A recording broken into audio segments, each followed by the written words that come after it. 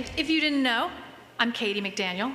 I'm your next speaker, and I'm going to be talking about the Petunia Palimpsest, and so I'll get myself set up here. Right. So we've had such interesting, I like the psychological quality of what we've been talking about. And Petunia, I think you'll see that there are some things there that, you know, how much do we blame Petunia for some of the things that are going on here and what's deep in her character. So I am exploring that in the Petunia Palimpsest. When an actor from a well-known franchise takes on other roles, their previous parts can sometimes bleed into the audience interpretation of the characters. In this way, the earlier role is like a palimpsest, a term that refers to a document that has been written over or an image that has been painted over, but on which traces of the original sometimes remain or newly rise to the surface. The word comes from the Greek for again and rubbed smooth.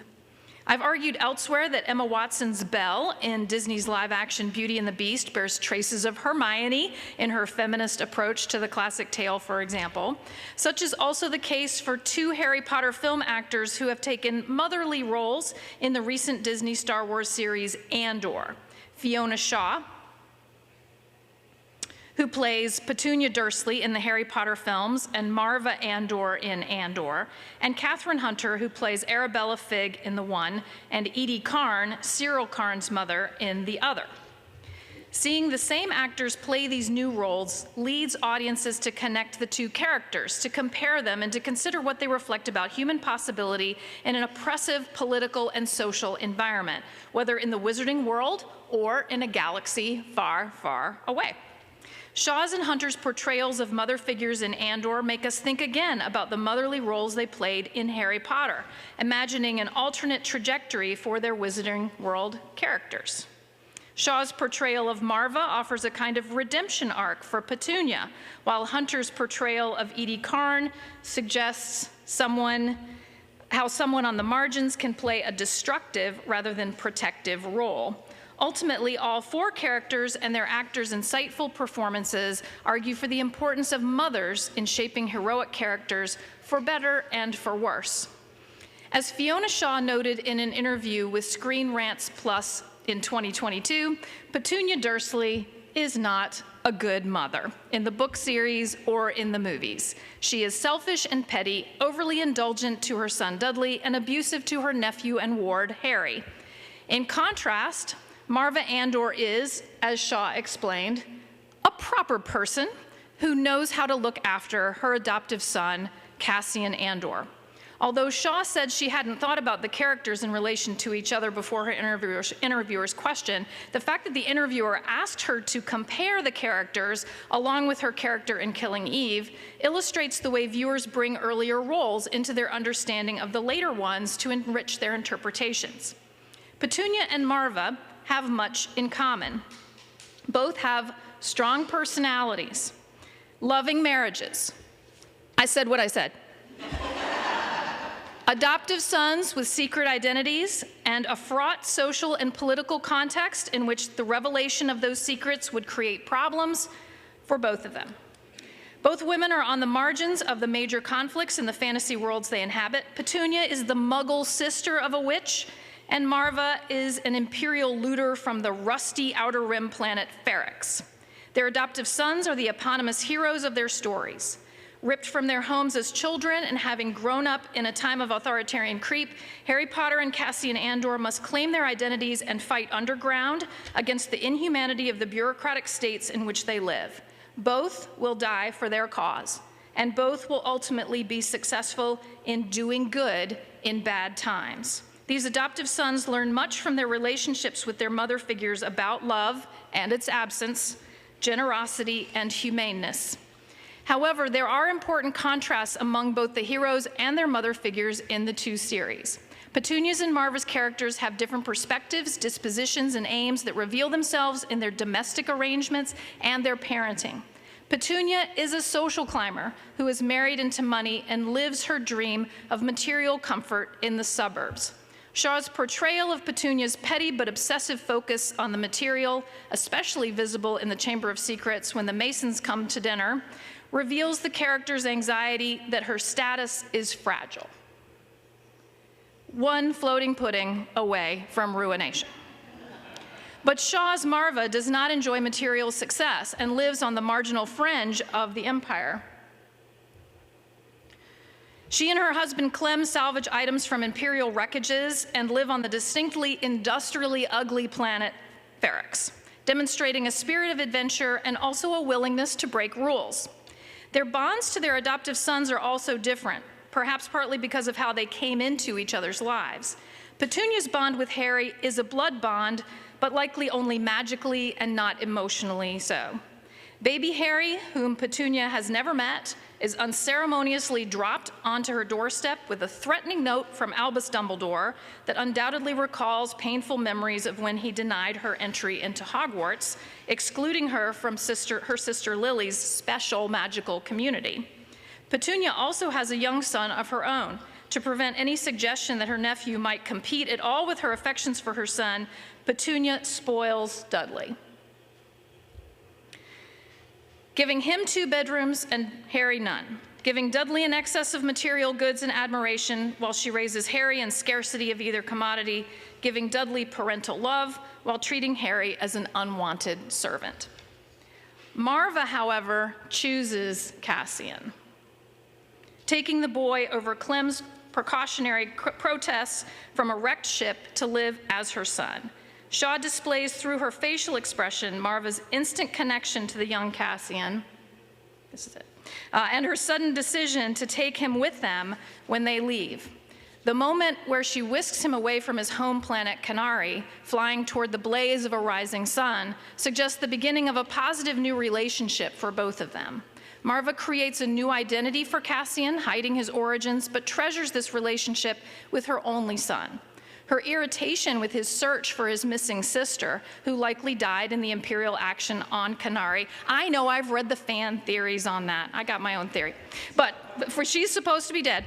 This is the catalyst for the beginning of the series, but this perhaps reveals a jealous guarding of her relationship to him as his only remaining family. It reinforces the powerful bond she feels toward him, her only child. Like Petunia, Marva keeps aspects of her adoptive son's identity secret, though for different reasons. As Petunia vies for social capital, ever fearful that Harry's magic threatens her and Vernon's rise to the top of the ladder, Marva, by contrast, keeps her head down out of fear of what exposure would do not to her reputation, but to her son Cassian, should anyone discover he's a survivor from Canary. She seeks to keep both of them on the margins, apparently not even protesting her husband's execution by the Empire, though it's not clear that would have done any good anyway. When the time comes for both heroes to leave the home in which they were raised, they and their mother figures will have significantly different interactions that show both the difference in their mother's relationship to them and their world. In the Deathly Hallows Part 1, Harry approaches the neatly dressed and well-coiffed Petunia as she stands in her living room at number 4 Privet Drive for the last time. The two are framed by different doorways that appear to divide them. Harry is resolute, determined to do what he must to defeat Voldemort. Petunia is stiff and angry.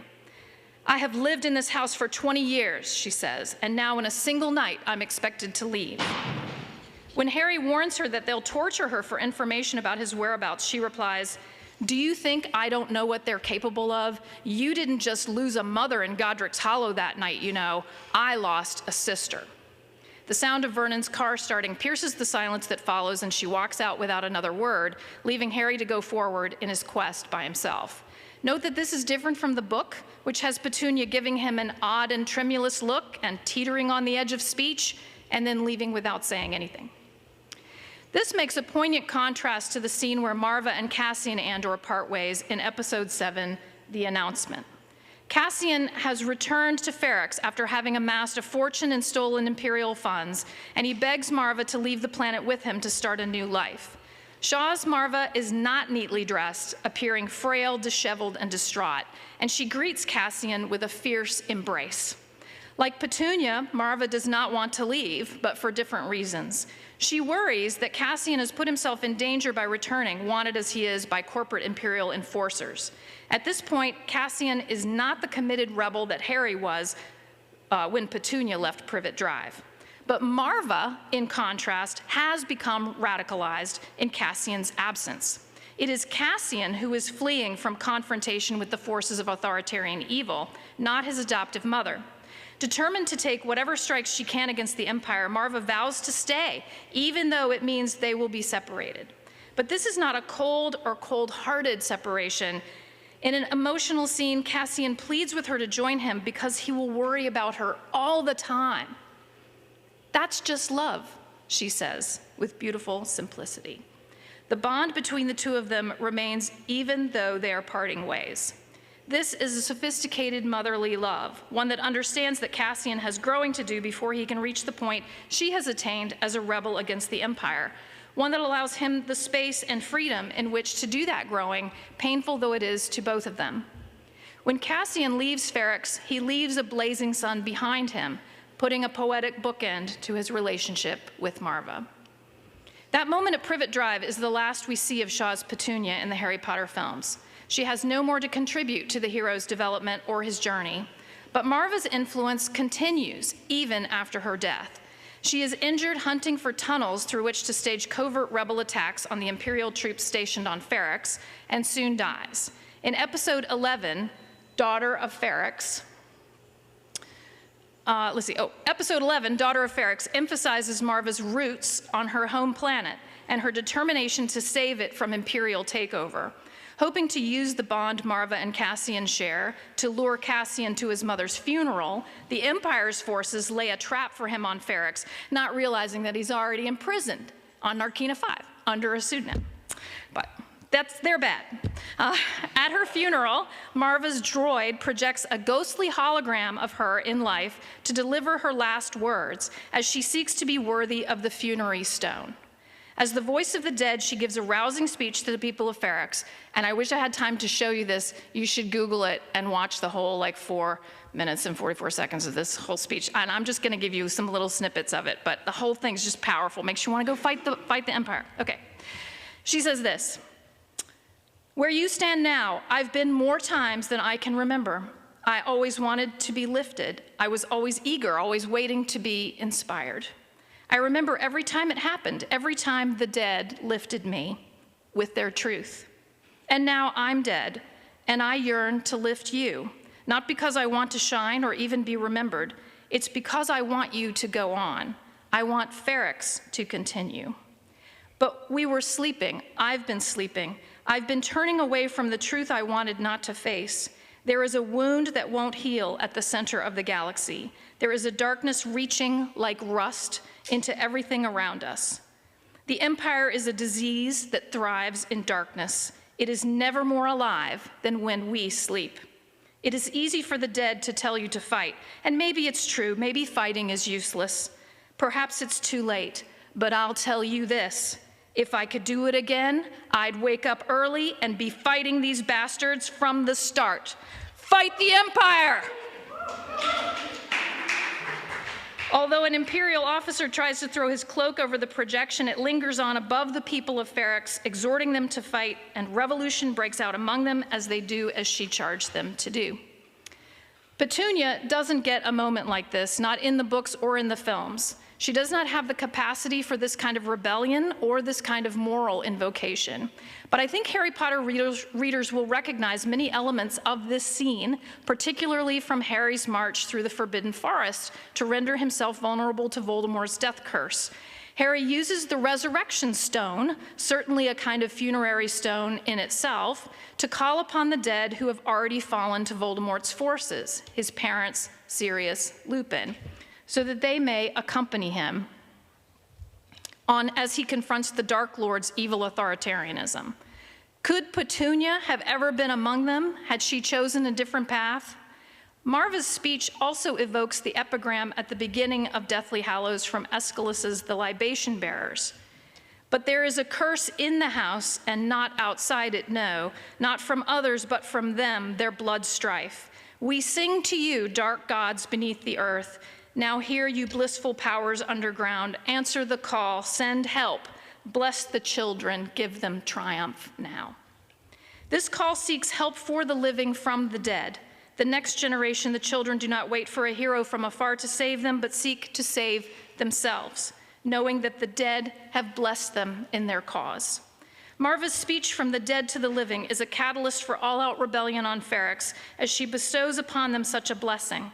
Significantly, her son Cassian's transformation to hero has already begun in his liberation of the prisoners on Narkina 5 in episode 10, and so this is a preparation for his heroic return and his acceptance of his role as committed rebel against the Empire. When he comes back to a rebellious Ferrix, Cassian blames himself and particularly regrets the way he and Marva left each other, arguing. His friend Brasso, however, conveys Marva's personal last message to her son. And he's conveying Marva's words here. He says, "Tell him none of this is his fault. It was already burning. He's just the first spark of the fire.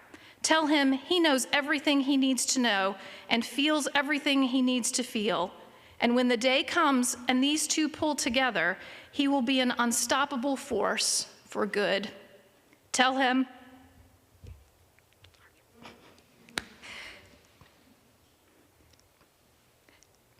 Sorry. "Tell him I love him more than anything he could ever do wrong." Sorry.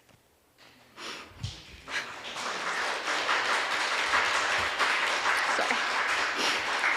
Putting these two mother figures side by side, like Albus Dumbledore needed somebody to say that to him too, right? Okay. Putting these two mother figures side by side, seeing Petunia bleed into Marva by way of Shaw's two portrayals, encourages viewers to consider an alternative trajectory for each character. Marva took her adoptive son as a son in truth, a son of her heart, and though she did not try to keep him with her, she called him and all of Ferrix to the heroism that lay within them. What if Petunia had, even from the margins, served as a loving support for Harry?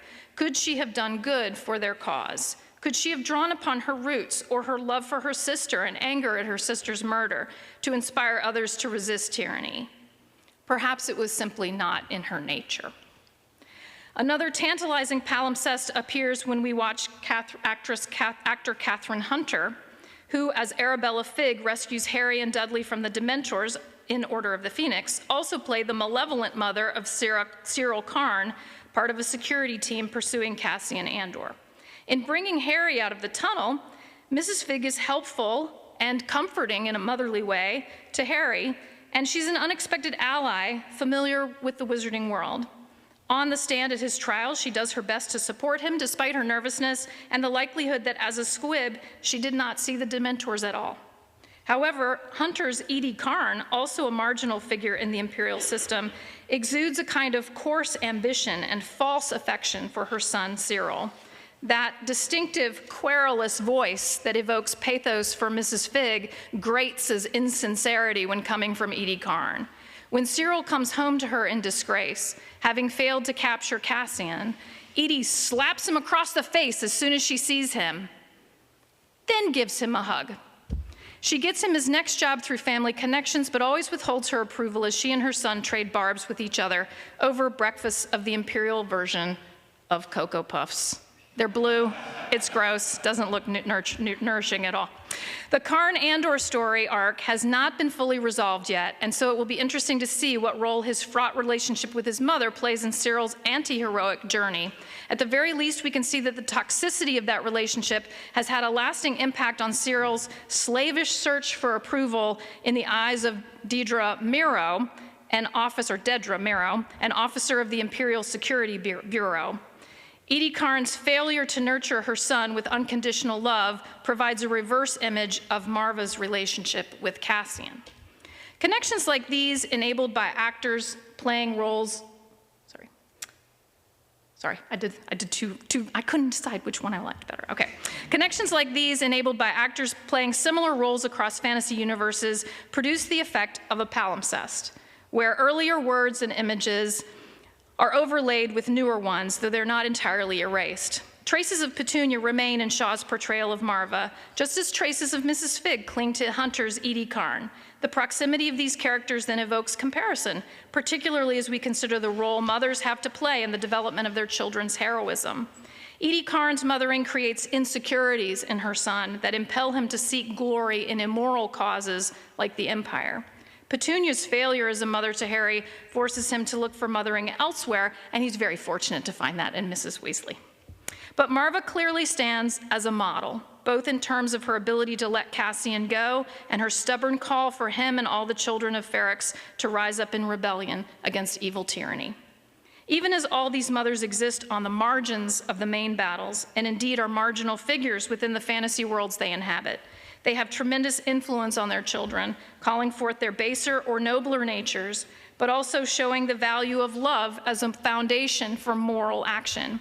In an interview, Shaw suggested that the appeal of fantasy stories is that they get a hold of the fact that we are always trying to be stable emotionally in an unstable world. Shaw's and Hunter's mothers illustrate the crucial role mothers play in creating a foundation, stable or unstable, for heroic development.